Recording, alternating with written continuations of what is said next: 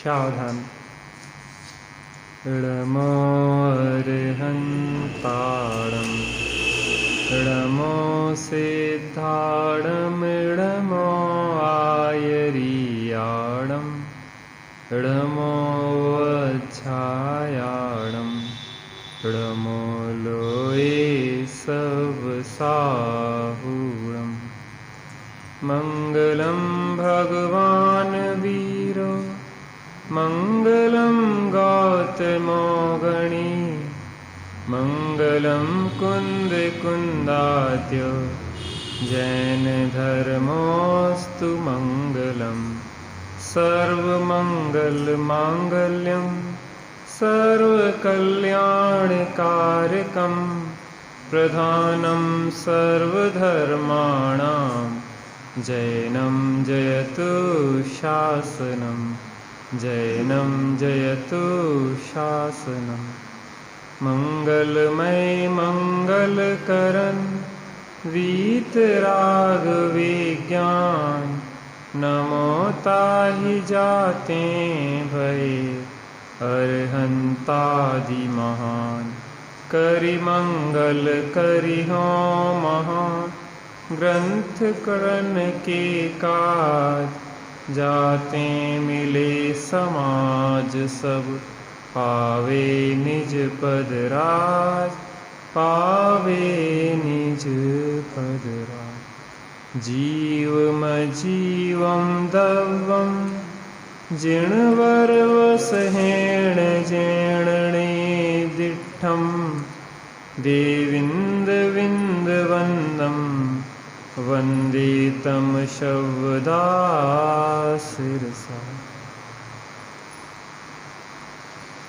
श्री द्रव्य संग्रह जी ग्रंथ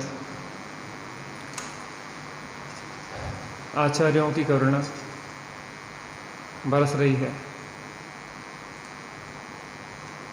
पानी आ सकता मुझे लगता है यहाँ पे।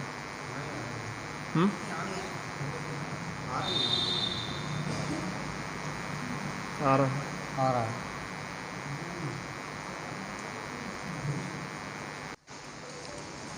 जैसे धरती की तप जाती है जब, तो धरती की तपन मिटाने के लिए मेघ बरसते हैं। ऐसे ही जो भव्य जीव संसार के दुखों से तप्तायमान हो गए हैं, दुखों को छोड़ के सुखी होना चाहते हैं, उनके लिए यह जिनवाणी की मूसलाधार। छेड़ाल में कहा ना, घन घान बुझावे विषय चाह दबदाह जगत जन अरनि दझावे तास उपाय न आन ज्ञान घन घान। ज्ञान की मूसलाधार बारिश हो तो पंचेंद्रिय के विषयों की दावानल रूपी जो अग्नि जल रही है वो समित हो। उसके लिए यहाँ पे भी शांति धारा बह रही है और बाहर में भी शीतलता की धारा बहने लगी। शुभ मंगलाचरण हो गया है, बाहर में भी शीतलता के लिए मंगलाचरण हो गया और यहाँ भी मंगलाचरण हो गया है, इसलिए सब शुभ होगा। कहते हैं कि जिसका प्रारंभ भला है उसका सब भला हो जाता है। ऐसे ही बहुत हम भाग्यशाली हैं जो आचार्यों के मंतव्य को समझने का प्रयास कर रहे हैं। वास्तव में द्रव्य संग्रह एक महान ग्रंथ है। आचार्यों ने हमारे ऊपर बहुत करुणा की है।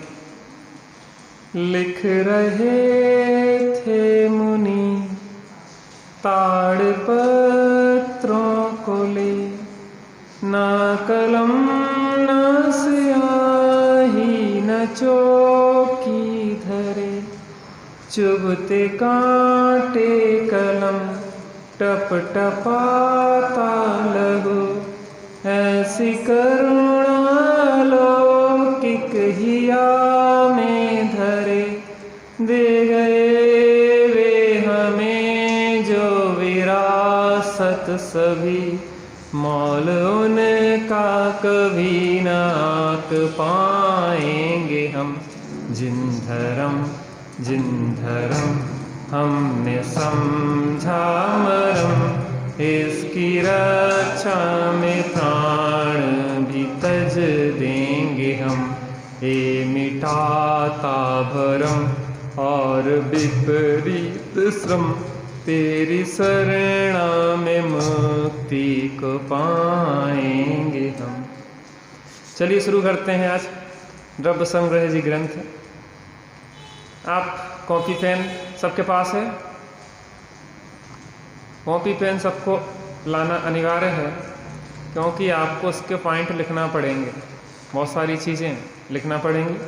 इसलिए चलिए जो नहीं लाए हैं वो बाद में लिख लें। मैं बोलता हूँ कुछ चीज़ें इस ग्रंथ के बारे में, वो आप लिखते जाएंगे। पहली बात, ग्रंथ का नाम। ग्रंथ का नाम क्या है? द्रव्य संग्रह। जैसे लोक में लोग द्रव्य का संग्रह करते हैं, लौकिक लोग द्रव्य का संग्रह करते हैं, द्रव्य माने धन का संग्रह करते हैं। ऐसे ही आचार्य देव भी कुछ संग्रह करते हैं। क्या संग्रह करते हैं? द्रव्य संग्रह करते हैं। कौन से द्रव्य का संग्रह करते हैं? 6 द्रव्यों का संग्रह करते हैं। क्या करते हैं? 6 द्रव्यों का संग्रह का मतलब 6 द्रव्यमय इस विश्व वस्तु व्यवस्था के बारे में विचार करते हैं। इस विश्व की व्यवस्था के बारे में क्या करते हैं? विचार करते हैं। इस विश्व को किसने बनाया है? क्या कोई इसका कर्ता धर्ता है? क्या कोई इसका संहार करने वाला है? सुबह एक आपको चीज़ बताई थी कि ब्रह्मा विष्णु महेश कोई सत्ता नहीं है, जब वस्तु का स्वयं की ही सामर्थ्य है। कोई बताएगा 3 सामर्थ्य वस्तु में कौन कौन सी है? नया व्यक्ति। 3 ब्रह्मा विष्णु महेश के रूप में घटित किया था सवेरे। हाँ, उत्पाद, व्यय और द्रव्य। उत्पाद को किसकी संज्ञा दी गई है? ब्रह्मा की संज्ञा क्यों दी गई है? क्योंकि ब्रह्मा को लोक में मान्यता है कि वो सृष्टि का कर्ता है, वो सृष्टि का निर्माण करते हैं। विष्णु को क्या कहते हैं? वो सृष्टि के पालनहारे हैं, अर्थात ध्रुव। ध्रुव माने स्थिरता, तो वो पालन करते हैं। और ध्रुव क्या है? ध्रुव से क्या है? स्थिरता होती है। तीसरा कौन सा है? व्यय। व्यय माने महेश, ब्रह्मा विष्णु और महेश। महेश माने संहार, संहार माने व्यय। उत्पाद माने ब्रह्मा माने उत्पाद, विष्णु माने ध्रुव्य और महेश माने व्यय। उत्पाद, व्यय, ध्रुव्य, इन 3 शक्तियों को 3 नाम दे दिए हैं। क्या नाम दे दिए हैं? 3 नाम दे दिए हैं। वास्तव में जो कोई व्यक्ति नहीं है, ये तो क्या है? ये वस्तु का स्वभाव है, वस्तु की सामर्थ्य है। तो यहाँ पे जो द्रव्य संग्रह कर रहे हैं, आचार्य देव भी द्रव्य संग्रह कर रहे हैं और मोही लौकिक जन भी द्रव्य संग्रह कर रहे हैं। लेकिन यहाँ पे 6 द्रव्य 7 तत्वों का स्वरूप समझ के, समझा के भव्य जीव कैसे भवसागर से पार हों, संसार में भटकते हुए प्राणी कैसे संसार सागर से पार हों, यह कला यहाँ पे सिखाई जा रही है। तैयार हैं आप लोग? चलिए, इस ग्रंथ के जो रचयिता हैं आचार्य नेमिचंद सिद्धांत देव हैं। कौन है? आचार्य नेमिचंद सिद्धांत देव। इसकी टीका, इस द्रव्य संग्रह ग्रंथ की जो टीका है वो लिखी है ब्रह्मदेव सूरी, आचार्य ब्रह्मदेव। क्या नाम है? ब्रह्मदेव। वैसे भी याद हो जाएगा, बहुत सरल बातें हैं। पहले नाम क्या है ग्रंथ का? द्रव्य संग्रह। रचयिता कौन है? नेमिचंद सिद्धांत देव। टीकाकार कौन है? ब्रह्मदेव सूरी। सूरी माने होता है आचार्य, आचार्य ब्रह्मदेव। ठीक है ना? जे इस ग्रंथ को कब रचा गया है? जे 9वीं और 10वीं शताब्दी के मध्य में इस ग्रंथ की रचना हुई है। कौन सी शताब्दी में? 9वीं और 10वीं शताब्दी के मध्य में इस ग्रंथ की रचना हुई है। इस ग्रंथ की जो भाषा है, कौन सी भाषा है? प्राकृत में भी अलग अलग प्रकार की प्राकृत भाषाएं होती हैं, तो इसको सौर सेनी प्राकृत भाषा में रचा गया। सौर सेनी प्राकृत, ठीक है ना, सड़क वाला सा है, सौर सेणी, सेणी, सौर सेणी प्राकृत भाषा में। इस ग्रंथ में कुल 58 गाथाएं हैं। कितनी गाथाएं हैं? 58। टोटल गाथाएं कितनी हैं? 58।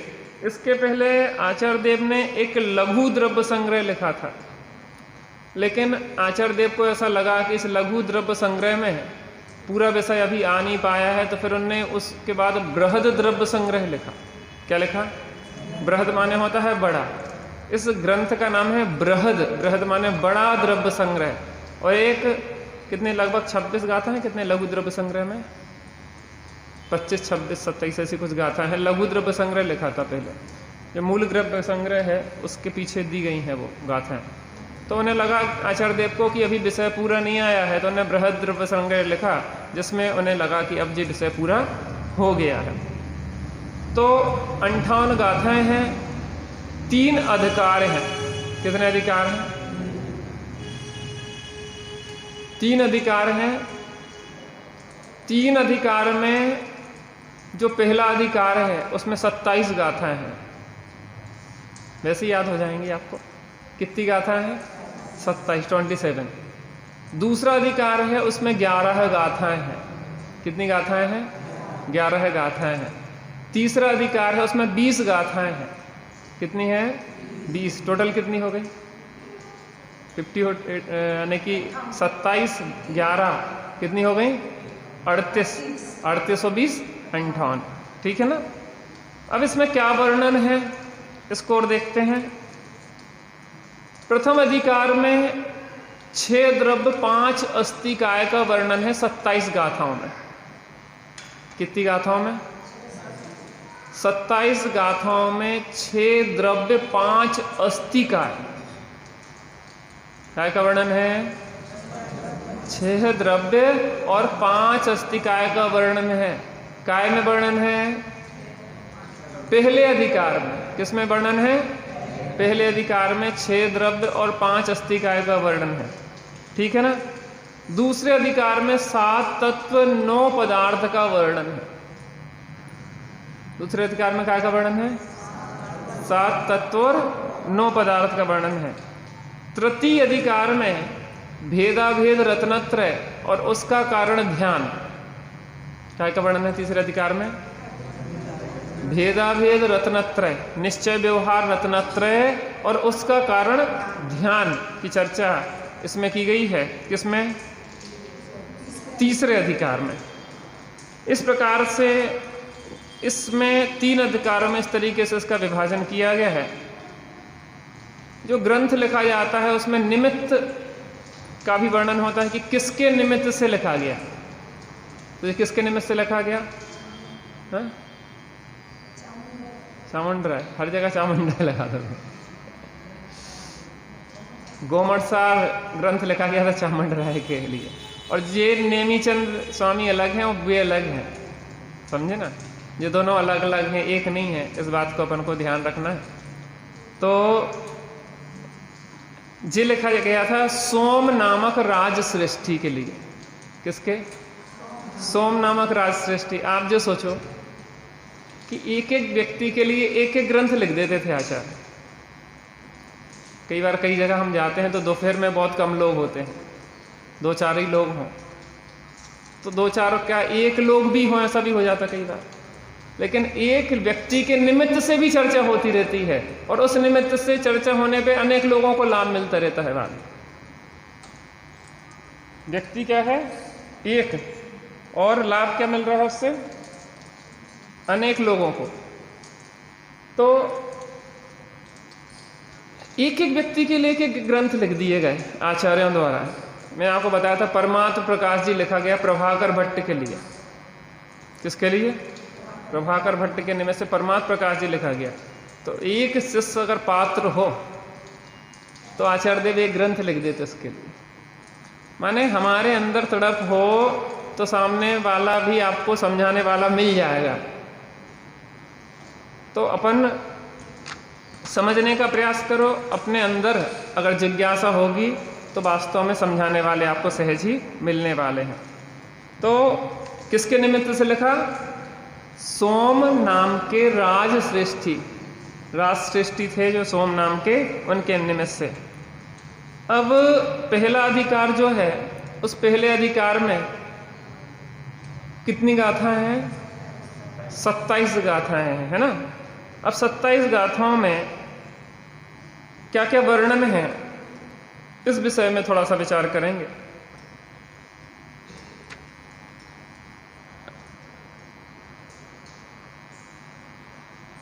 पहले सबसे पहली गाथा है मंगलाचरण की, जिस मंगलाचरण को अपन ने किया ना। कौन सा मंगलाचरण किया अपन ने? मंगलाचरण बोलेगा कोई?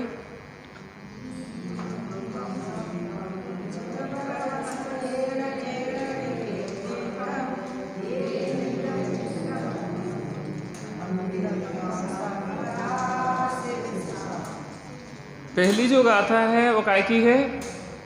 मंगलाचरण की गाथा है, ठीक है। उसके बाद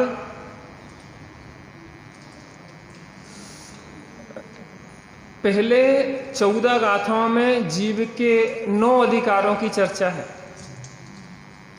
पहले 9 अधिकारों में, पहले 14 गाथाओं में जीव के 9 अधिकारों की चर्चा है। और पहली गाथा है मंगलाचरण की, दूसरी गाथा है जीव के 9 अधिकारों की सूचना रूप।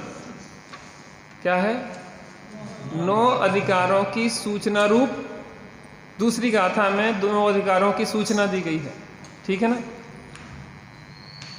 तो दूसरी गाथा हम आपको पढ़ के सुना दें। जीवोगमो अमुत्तिकर्ता सदेह परिमाणो भोक्ता संसारथो सिद्धो सो विश्व सोठ गई। दूसरी गाथा है। इस गाथा में जीव के 9 अधिकारों का वर्णन है। किनका वर्णन है? जीव के 9 अधिकारों का वर्णन है। पहला अधिकार है जीवो, जो जीता है। पहला कौन सा है अधिकार? जीवो, जो जीता है। ओगमो, उपयोगमयी है। कैसा है जीव? जीता है और उपयोगमयी है। जीवो ओगमो अमुत्ति, कैसा है? अमूर्तिक है। कर्ता, करता है। भोक्ता, कर्मफल का भोक्ता है। संसारत्थो, संसार में स्थित है। जीवो ओगमो अमुत्ति कर्ता सदेह परिमाणो भोक्ता संसारत्थो, संसार में स्थित है। सिद्धो, सिद्ध है और स्वभाव से ही ऊर्ध्वगमन वाला है। जिसके पास कॉपी नहीं हो आप फटाफट ले लें, शीघ्रता से, समय नहीं है। मैं एक बार फिर से रिवीजन करवाऊंगा और आपको लिखते जाना है। सभी लोगों को लिखना है, किसी को बिना लिखे नहीं। जिसके पास चश्मा नहीं हो बात अलग है, लेकिन बिना चश्मा के जिसको दिखता हो वो जरूर लिखता जाए। बहुत सारी काम की बातें आने वाली हैं, आप व्यवस्थित हो जाएं। फिर बार बार हम नहीं बोलेंगे, इसको रिपीट नहीं करेंगे, आप व्यवस्थित हों। तो 9 अधिकार। जीवो, जो जीता है, उपयोगमयी है, अमूर्तिक है, करता है, स्वदेह परिमाण है, भोक्ता है, संसार में स्थित है, सिद्ध है और स्वभाव से ऊर्ध्वगमन करने वाला है। ये 9 अधिकार हैं। तो पहली मंगलाचरण की गाथा है, दूसरी सूचना रूप गाथा है, जीव के 9 अधिकारों की सूचना रूप गाथा है। और 12 गाथाओं में जीव के 9 अधिकारों का निरूपण है। 12 गाथाओं में जीव के 9 अधिकारों का निरूपण है, ठीक है। अब मैं आपको फिर से बोलूँगा, अब आप शुरू से लिखेंगे, ठीक है। मैं फिर दोबारा रिपीट नहीं करूँगा, एक बार मैं फिर से आपको बता देता हूँ, उसको आप ध्यान से देखिए। पहली चीज, ग्रंथ का नाम क्या है? बृहद द्रव्य संग्रह। क्या नाम है? बृहद द्रव्य संग्रह के लिए नहीं, बृहद द्रव्य संग्रह, क्योंकि एक लघु द्रव्य संग्रह भी है, इसलिए इसका नाम है बृहद द्रव्य संग्रह। लघु द्रव्य संग्रह भी नेमिचंद सिद्धांत देव ने ही लिखा है और बृहद द्रव्य संग्रह भी नेमिचंद सिद्धांत देव ने लिखा है, इसलिए इसका नाम क्या है? बृहद द्रव्य संग्रह। इसके रचयिता कौन है? आचार्य नेमिचंद सिद्धांत देव। कौन है? आराध्य। एक कॉपी ले लो। क्या? अरे तो कुछ नहीं है, लास्ट नहीं होता है, दुकान बंद करके भी आ सकते। चलिए लिख लो तुम तो, भाभी को भेज देना कल से, तुम बता दिया करेंगे, कॉपी उन्हें दे देना। पहली चीज नाम क्या है? बृहद द्रव्य संग्रह। दूसरा रचयिता कौन है? श्री नेमिचंद सिद्धांती देव। इसके टीकाकार कौन है? श्री आचार्य ब्रह्मदेव सूरी। जो किस काल में लिखा गया है? 9वीं और 10वीं शताब्दी के मध्य में लिखा गया है। किस भाषा में है? प्राकृत भाषा में है। प्राकृत में भी कौन सी प्राकृत में है? सौर सेनी प्राकृत भाषा में। कौन सा है? सौर सेनी प्राकृत भाषा में इसको लिखा गया है। कुल गाथाएं कितनी हैं? 58 गाथाएं हैं, जिसमें कितने अधिकारों में डिवाइड है? ये कितने? 3 भागों में, अधिकारों में डिवाइड है ये। पहला अधिकार में कितनी गाथाएं हैं? 27 गाथाएं हैं। दूसरे अधिकार में कितनी गाथाएं हैं? 11 गाथाएं हैं। तीसरे अधिकार में कितनी गाथाएं हैं? 20 गाथाएं हैं। पहले अधिकार में काय का वर्णन है? 6 द्रव्य और 5 अस्तिकाय। काय का वर्णन है? 6 द्रव्य और 5 अस्तिकाय का वर्णन है, ठीक है ना। दूसरे अधिकार में 7 तत्व 9 पदार्थ का वर्णन है। काय में है? दूसरे में 7 तत्व और 9 पदार्थ का वर्णन है। तीसरे अधिकार में निश्चय व्यवहार रत्नत्रय और उसका कारण ध्यान। निश्चय व्यवहार रत्नत्रय और उसका कारण ध्यान का वर्णन किसमें है?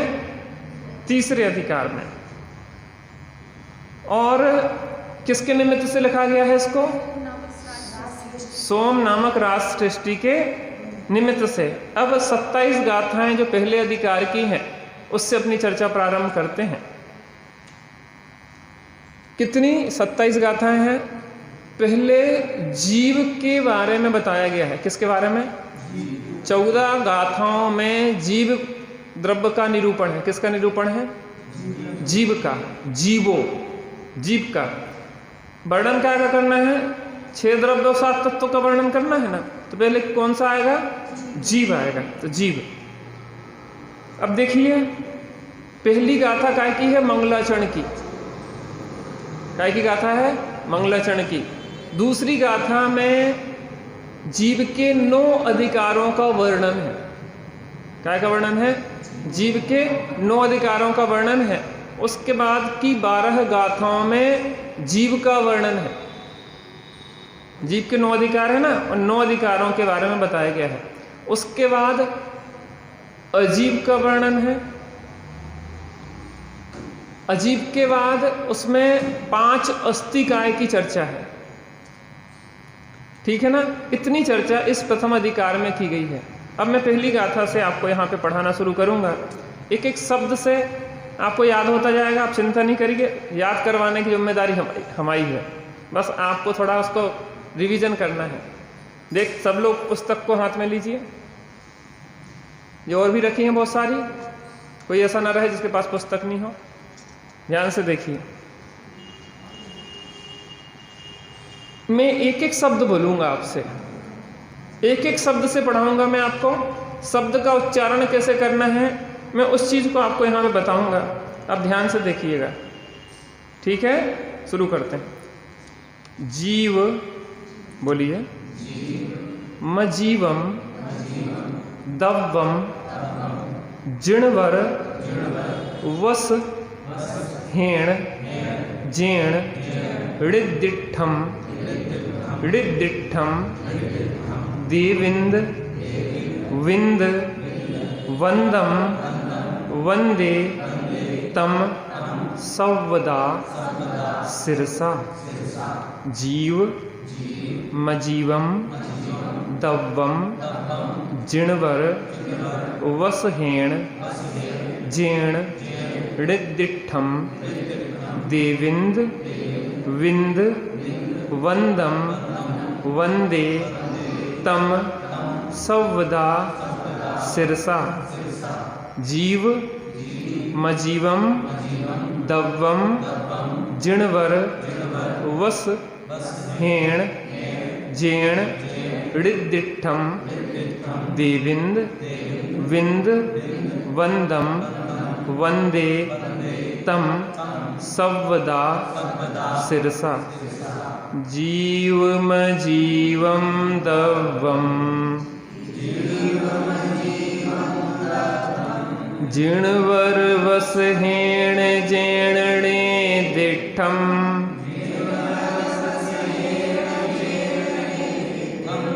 देविंद विंद वंदम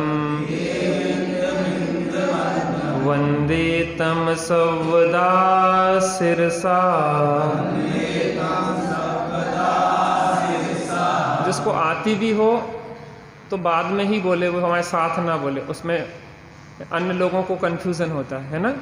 तो मैं आपको उन शब्दों से परिचित करवा रहा हूँ। एक गाथा को मैं 6 बार पढ़ाऊँगा। पहले एक एक शब्द से पढ़ाऊँगा, फिर उसको 4 पार्ट में पढ़ाऊँगा, फिर 2 पार्ट में पढ़ाऊँगा, फिर पूरी गाथा एक साथ बुलवाऊँगा। पहले 3 बार में मैं एक एक शब्द समझाऊँगा, 6 बार में आपको गाथा याद हो जाएगी लगभग। माने बोलने की शैली तो आपको आ ही जाएगी, बाकी अभ्यास आपको करना है। ध्यान से देखिए, बहुत सरल है, कोई कठिनाई नहीं है।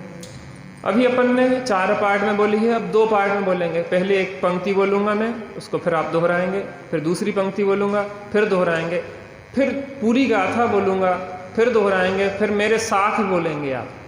ऐसे 6 से 7 बार अपन इसको देखेंगे। आप देखिए 2-5 दिन में आप प्राकृत सीख जाएंगे। जीवम जीवम दवम, अभी नहीं, पूरी लाइन एक बोलूँगा मैं, है ना। जीवम जीवम दवम जिणवर वसहेण जेणणे दिठम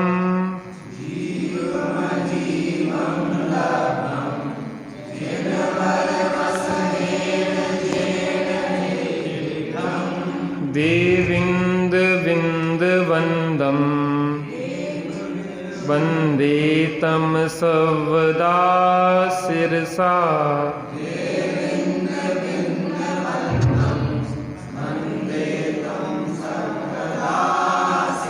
अब मैं पूरी गाथा बोलूँगा, फिर आपको दोहराना है। हाथ जोड़ लेंगे, हाथ जोड़ के विनय से पढ़ेंगे।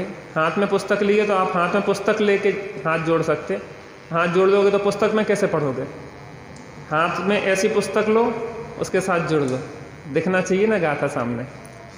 आपको बिना देखे नहीं बोलना, किसी को आता भी हो तो बिना देखे नहीं बोलना, देखना है, एक एक शब्द पे पूरी निगाह गड़ाना है, क्योंकि वो शब्दों से परिचय प्राप्त करना है कि वहाँ वा लिखा है कि बा लिखा है, क्या है। तो उस चीज़ को अपन को ध्यान देना है। जीवम जीवम दवम जिणवर वसहेण जेणणे दिठम देविंद विंद वंदम वंदे तम सवदा सिरसा।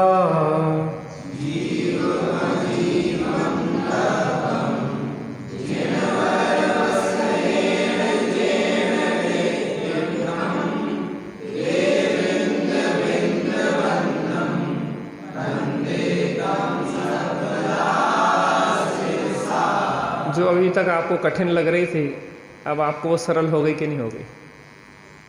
पहले आपको लगता था कि हम कैसे बोलेंगे, अब आपने बोलना शुरू किया, 4-5 बार रिवीजन किया, पढ़ा है उसको ध्यान से, तो आपको क्या होगा? वो ऐसे ही होता है, अभ्यास से कोई चीज़ सरल होती है।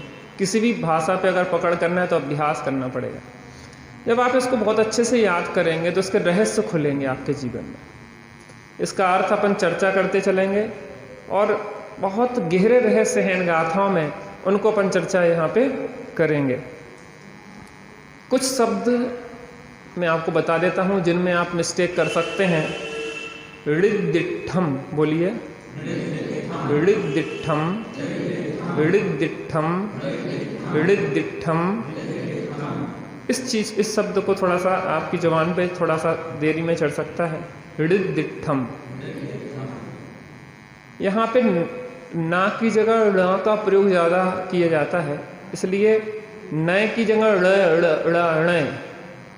तो हाँ, तो णकार बहुल जी होता है। इससे क्या होता है, कंठ की शुद्धि होती है, आपकी भाषा में मधुरता आती है, सरसता आती है। अब मैं जैसी गाथा बोल रहा ना, उस लय में बोलना आपको क्या याद है उसको भूल के आप उसको मधुरता के साथ गाएंगे, बड़ा आनंद आएगा। मैं एक बार फिर से बोलता हूँ पूरी गाथा, फिर आपको दोहराना है। जीवम जीवम दवम जिणवर वस हेण जेणणी देठम देविंद विंद वंदम वंदे तम सवदा सिरसा। बोलिए। बहुत बढ़िया।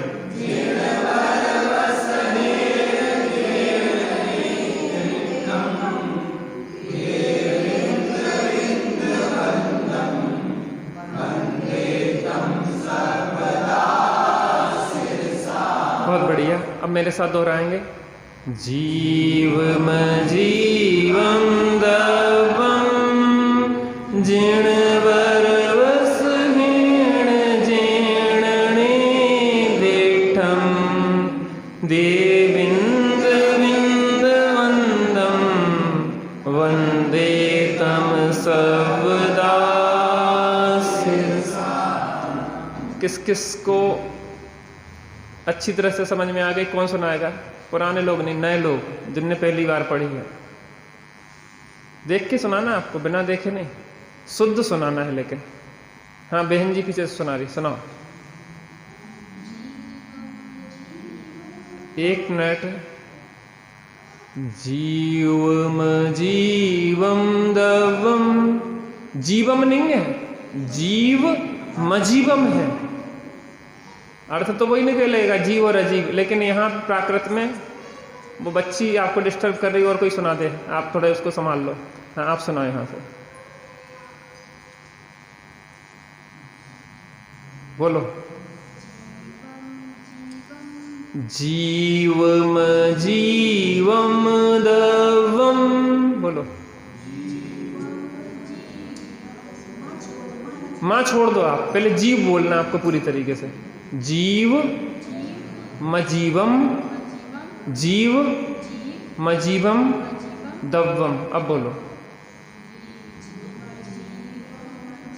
जीव मजीवम दव्वम, बोलिए। पहले जीव बोल दिया, फिर मजीवम बोलना है। जीवम जीवम नहीं बोलना उसको। जीवम जीवम दव्वम, बोलिए। बहुत बढ़िया। हाँ, बगल में बहन जी आप बोलना। बहुत बढ़िया। पीछे से दीदी बोलना। हाँ, आप बोलो। जीवम जीवम दव्वम। देखो, इनकी मम्मी कह रही थी कि आएगा कि नहीं आएगा, उसको एक बार में शुद्ध बोला उसने। आगे बोलो।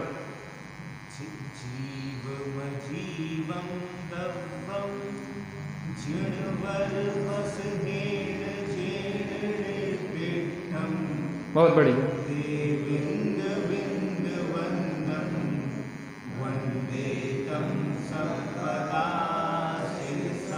सवदा सिरसा। देखो, एक बार में उसने कितना बढ़िया। मम्मी नहीं सुना पाएंगे इतना अच्छा। पढ़े लिखे बच्चे हैं, जैसा इन्हें तो जो सिखा दोगे वो सीख जाएंगे। हाँ आप बोलो, आप ही से बोल रहे हैं। हाँ बोलो, प्रयास करो, घबराओ नहीं। दब्बम, बोलो। जिणवर वस हेण जेणणे दिठम देविंद विंद वंदम हितम सवदा सिरसा। हाँ तो गया ना, थोड़ा सा अभ्यास करना पड़ेगा तो बिल्कुल सही हो जाएगा। हाँ कौन सा शुभम सुनाएगा? शुभम सुनाना।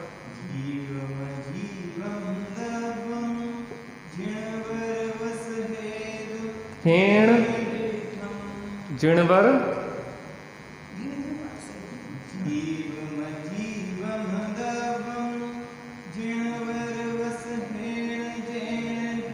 ऋद्दिठम ऋद्दिठम देविंद विंद वन्नम वंदे तम शब्दा। आराध्य सुना।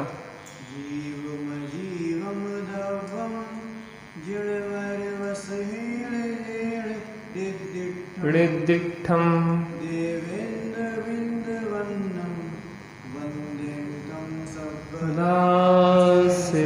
निकेतन।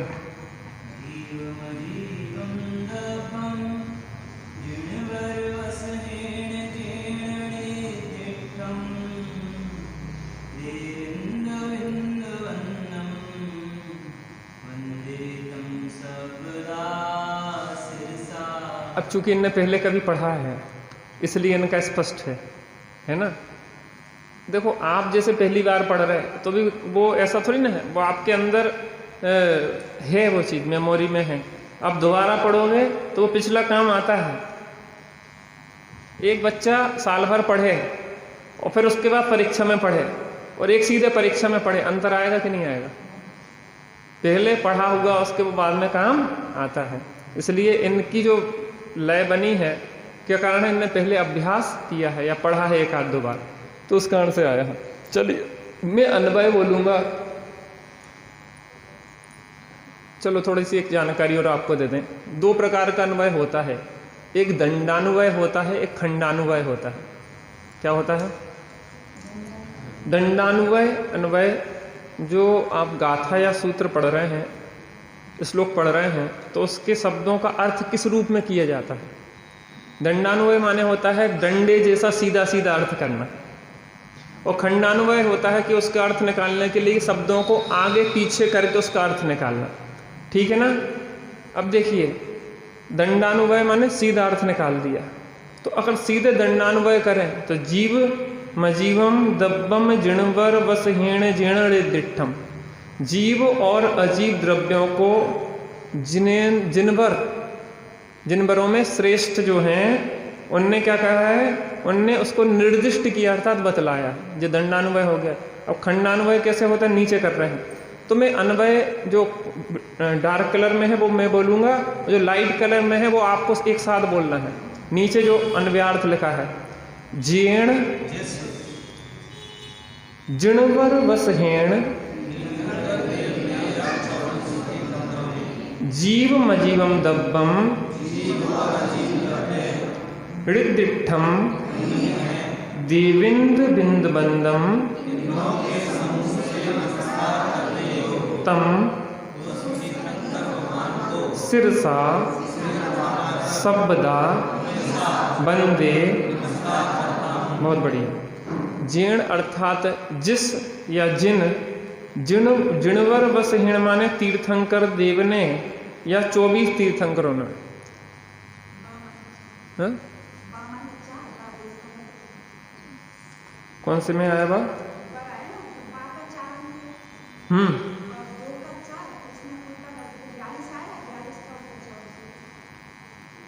कहाँ से निकल रहा है?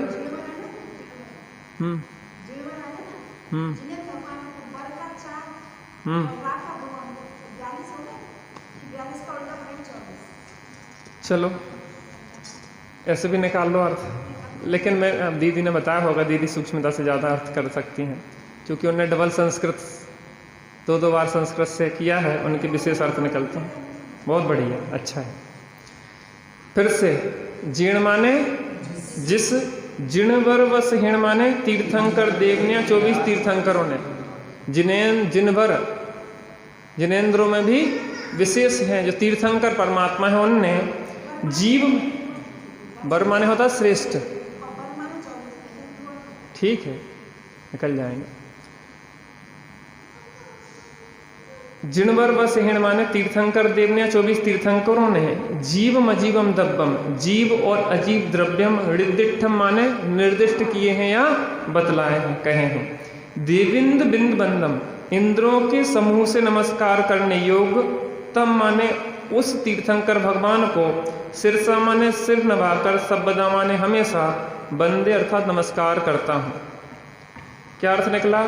जिस तीर्थंकर देवनिया 24 तीर्थंकर ने जीव और अजीब द्रव्य कही हैं, इंद्रों के समूह से नमस्कार करने योग, उस तीर्थंकर भगवान को सिर नवाकर हमेशा नमस्कार करता हूँ। जीव मजीवम दब्बम, जीव और अजीब द्रव्यों को किसने बताया है?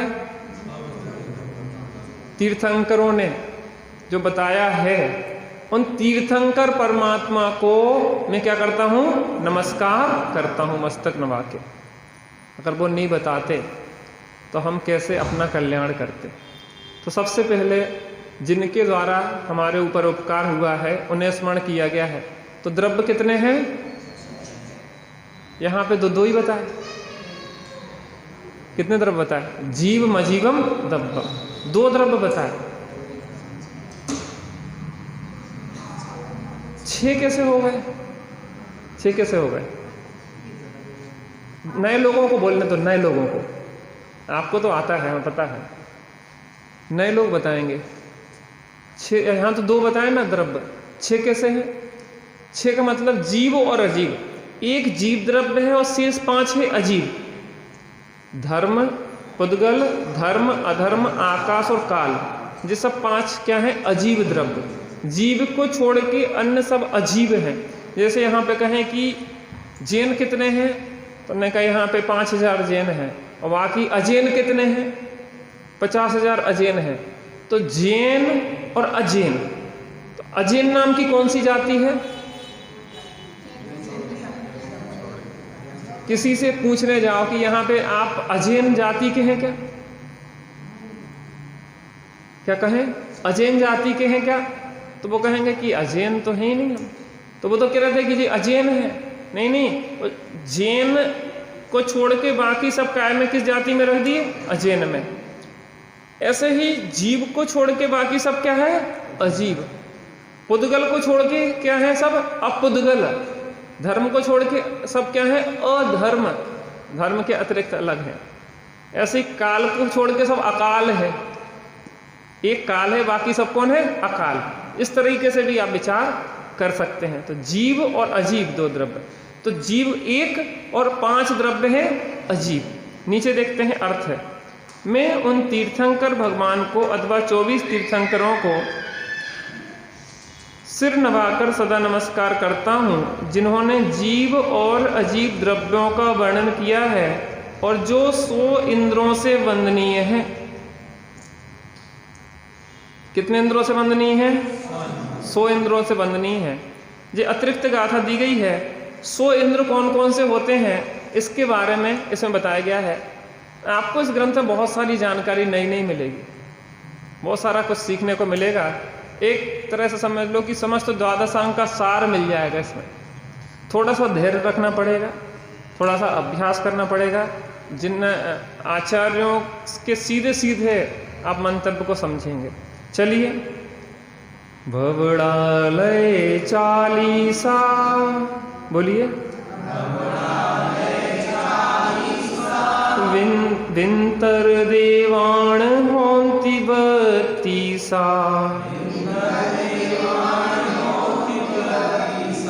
कप्पा मर 24, चंदो सुरोड़ रो तिरियो,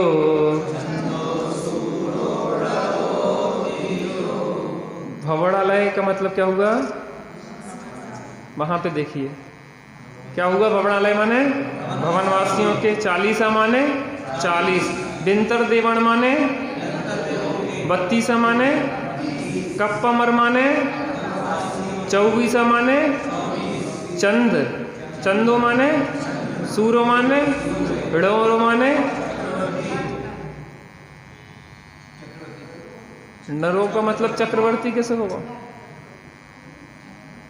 नरों का मतलब तो नर होगा, और नरों का मतलब चक्रवर्ती कैसे हो गया? नरों के इंद्र की चर्चा है तो नरों का इंद्र होता है चक्रवर्ती, इसलिए उसको चक्रवर्ती लिया वहां पर।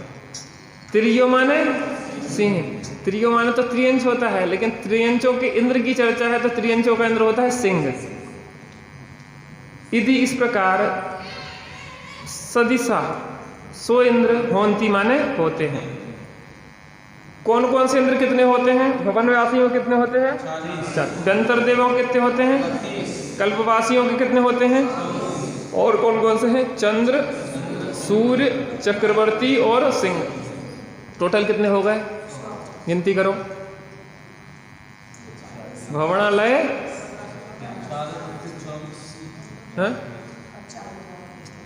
भवनालय 40, भवनवासियों के 40, व्यंतर देवण होंती 32, व्यंतर देवों के 32, कप्पमऊ 24, कल्पवासी देवों के 24, और चंद्र, सूर्य, नर और त्रियंच।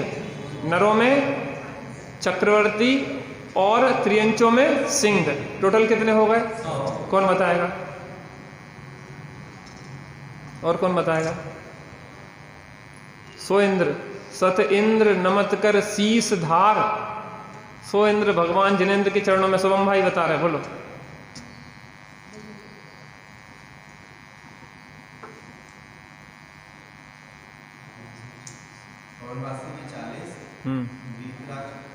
व्यंतर देवों के 32, कल्पवासी देवों के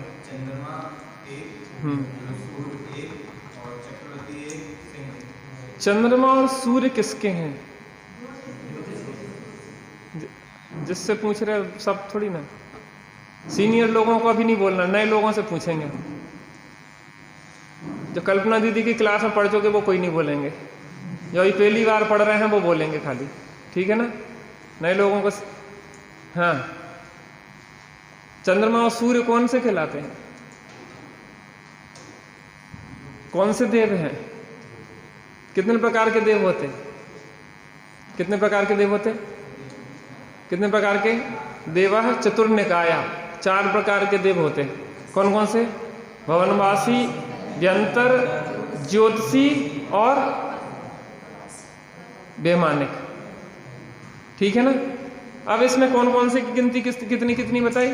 भवनालय 40, भवनवासियों को 40, व्यंतर देवण होंती 32, व्यंतरों के 32, कप्पमऊ 24, कल्पवासी, वैमानिकों के 24, चंदो सूरो, चंद्रो सूर्य किसके कहलाए? ज्योतिष देवों के। चंद्र और सूर्य इंद्र है, चंद्रमा इंद्र है और सूर्य प्रति इंद्र है, ठीक है ना? और मनुष्यों का चक्रवर्ती और त्रियंचों का सिंह। इस प्रकार कितने हो गए? 100 इंद्र भगवान जिनेंद्र के चरणों में नमन करते हैं। कितनी गाथाएं हो गई? एक तो दूसरी जगह से ली गई है। कहाँ से ली गई है? जो गोमट सार आदि ग्रंथ से कहीं से आई है। तो ये तो उस 100 की गिनती बताने के लिए आज अपनी मंगलाचरण की गाथा और इसकी सामान्य एक सूचना दी गई है, जानकारी दी गई है। कल से अपन व्यवस्थित लगभग 3-4 गाथाएं रोज की कंप्लीट अपन पक्की करेंगे और उनका अर्थ समझेंगे, तो बहुत स्पष्ट विषय होता चला जाएगा अपना, ठीक है ना? आप लोग तैयार हैं? आज तो थोड़ा पानी वगैरह बरस गया, मंगलाचरण हो गया, आज मौसम ठंडा होगा, मंगलमय मंगलाचरण है, तो अब धीरे धीरे बाहर की गर्मी भी शांत होगी और अंदर की गर्मी भी शांत होगी। ये पुस्तक आप ले जाएंगे साथ में और रोज वापस आएंगे। वापस नहीं ले आए तो पेनाल्टी लगेगी, घर पे छोड़ के नहीं आएंगे, है ना?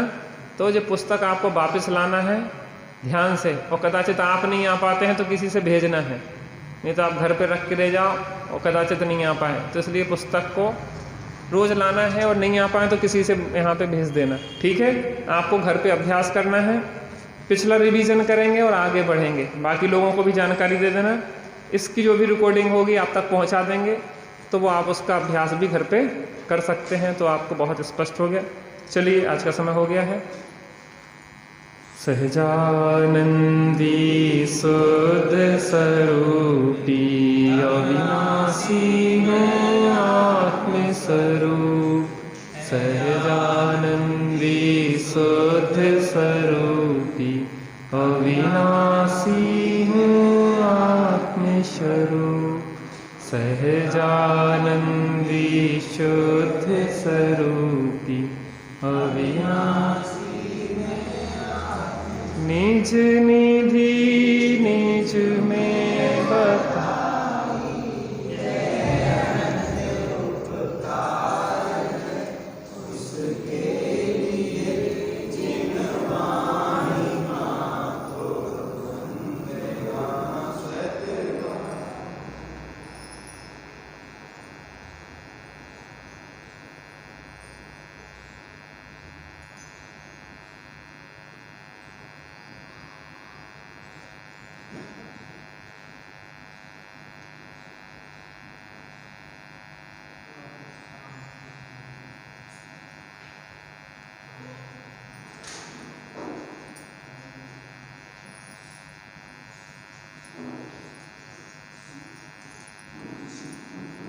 संजनवाणी माता की जय, महाजय।